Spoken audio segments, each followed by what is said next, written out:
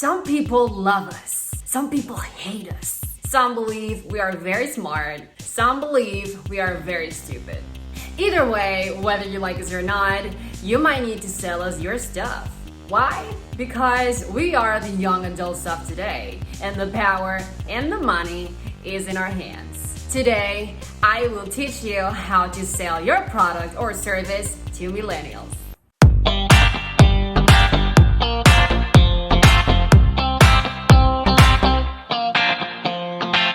Tip number 1. Your business has to be online. We millennials don't go to malls anymore. We don't even look at people's eyes anymore. We prefer looking at screens. Like, for example, our phone, our computer, our tablet, our smartwatch, our other phone, our other computer, and lastly, the TV, but not too much. Your business needs to be here. We will first find your business on social media, we will look at your photos, then we will go to your website to see your entire catalog, the prices and all that. If your business is in e-commerce, we will shop right there. If it's not, then we will go to your store. And if you don't have a store, we can pick it up at your house, no problem. If you have delivery, that's even better. But the customer journey of millennials will most of the time start from our phone. Tip number 2, stay away from traditional marketing, also known as outbound marketing. We hate commercials. We hate even more infomercials. We hate sales phone calls. We are very close to hate TV. We hate flyers. We don't read magazines anymore. We think cheesy slogans are stupid. We believe traditional publicity is boring. I know you might think, but hey, that's how marketing and publicity has worked for so many years. And yes, it did. It worked with baby boomers and with Generation X, the parents of baby boomers. And it still works sometimes because baby boomers and Generation X still buy sometimes.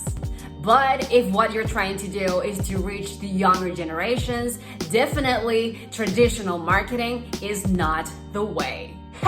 Tip number 3. As you stay away from traditional marketing, you should try millennial marketing. You don't want to sell just a product or a service. You want to sell an experience. Oh yeah.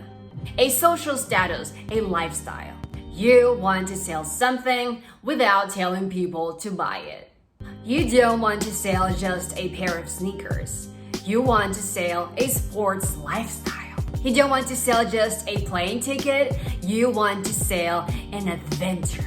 You want to invite customers to enjoy a cool experience at, I don't know, for example, your restaurant or your coffee shop. It will be a very good idea to make some decorations, to have some walls with graffitis and paintings and all that so that customers can take pictures at it, that they will later upload on Instagram. Free publicity. You should make creative dishes or drinks so that they can take pictures at it and again upload it on Instagram. Again, free publicity. You should play some music so that people can get into the mood and feel the vibe. You want to be memorable because it's all about the experience. And remember, you can apply this to whatever you sell. It doesn't matter if it's just a pen. Sell me this pen. And last but not least, tip number 4, collaborate with influencers. Social network is for millennials what TV was for baby boomers.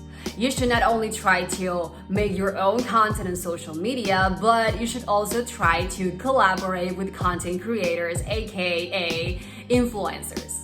Maybe you're new to making content, maybe you're not, but definitely influencers are the best at doing it. This way, you will not only get good quality content in all your social platforms, but you will also be able to expand your reach because you're not going to be able only to reach people that follows you, but now you're going to reach people that doesn't even know you. That's why it's very important to always make your research about which influencer fits you the best, because it's not about choosing any influencer. You should know his or her audience, Where does it come from? How many followers does she have? The engagement, is people really engaged with this influencer? If the influencer's audience is the same as your target audience, that's your influencer. It is also very important to know that users tend to rely more on influencers than brands themselves, because influencers tend to be very honest about their opinions with regard to what they're promoting. So if you get a thumbs up from an influencer, you are definitely going to see that on your sales. I'm not saying that you should not make your own content in social media. Of course you have to. You need to be present, but collaborating with influencers will always help. And that's it. This is just the peak of the iceberg. There is so much more information about this topic. I can make an entire webinar about marketing to millennials, but this is just a YouTube video. But if you have any questions or doubts, you can write it down in the comments. I'll be answering. It doesn't matter when you're watching this. If you comment, I'll give you an answer. Again, thanks for watching my video. This is content made with love. And if you liked it, please hit the like button, follow me on Instagram, and subscribe. This was Market Acting. Woo!